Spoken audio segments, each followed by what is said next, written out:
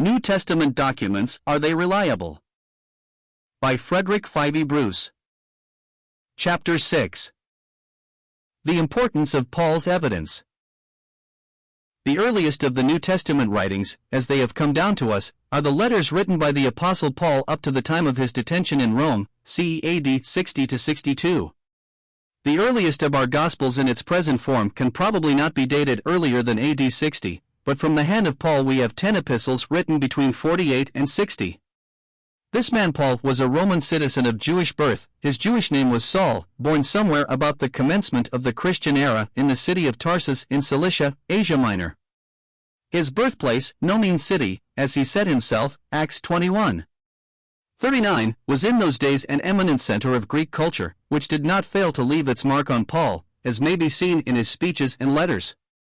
He received an education in Jerusalem under Gamaliel, the greatest rabbi of his day and a leader of the party of the Pharisees. He rapidly attained distinction among his contemporaries by the diligence of his studies and the fervor with which he upheld the ancestral traditions of the Jewish nation. He may, even though this is uncertain, have been a member of the Sanhedrin, the supreme court of the nation.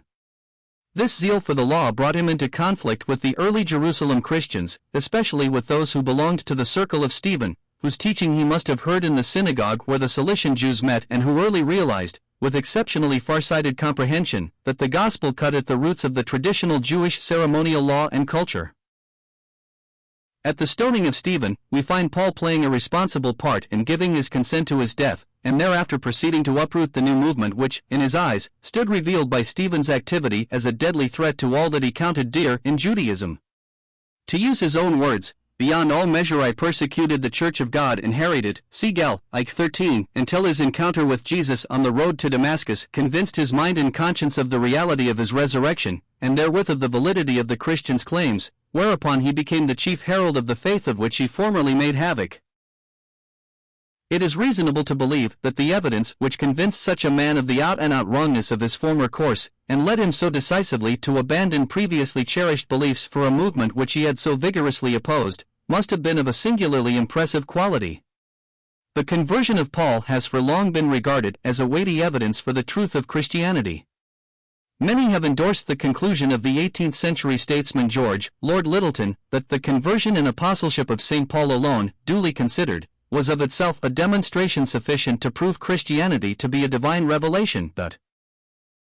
Here, however, we are chiefly concerned with the information we can derive from his epistles. These were not written to record the facts of the life and ministry of Jesus. They were addressed to Christians who already knew the gospel story. Yet in them we can find sufficient material to construct an outline of the early apostolic preaching about Jesus. While Paul insists on the divine pre-existence of Jesus, yet he knows that he was nonetheless a real human being. A descendant of Abraham and David, who lived under the Jewish law, who was betrayed, and on the night of his betrayal instituted a memorial meal of bread and wine, who endured the Roman penalty of crucifixion, although the responsibility for his death is laid at the door of the representatives of the Jewish nation, who was buried, rose the third day, and was thereafter seen alive by many eyewitnesses on various occasions, including one occasion on which he was so seen by over 500 at once, of whom the majority were alive nearly 25 years later. In this summary of the evidence for the reality of Christ's resurrection, Paul shows a sound instinct for the necessity of marshalling personal testimony in support of what might well appear an incredible assertion.